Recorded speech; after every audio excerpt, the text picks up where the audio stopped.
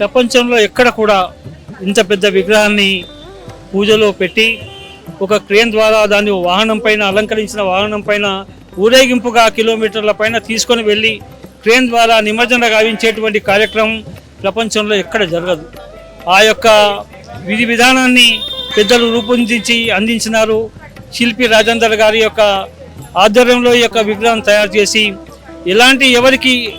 ఆటంకం జరగకుండా ప్రశాంతంగా ఈ యొక్క కార్యక్రమం అంతా జరుగుతూ ఉన్నది.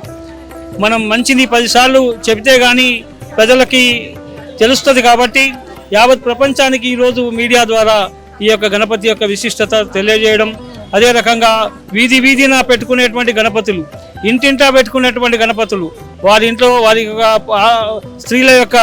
పరిస్థితిని దృష్టిలో పెట్టుకొని 1, 2, 3వ రోజు పెద్ద గణపతుల వద్ద నిమజ్జన కోసం పెడతా ఉంటారు. కానీ వినాయక చవితి నుంచి మొదలుకొని అనంత చతుర్దశి ఏ వారం వచ్చినా ఏది వచ్చినా అదే రోజు ఈ యొక్క ఖైరతాబాద్ మహాగణపతి తర్పణ పీడైనటువంటి గణపతిని భక్తి శ్రద్ధలతో గంగామాత ఒడిలో క్రేన్ ద్వారా నిమజ్జన గావించేటువంటి ప్రయత్నం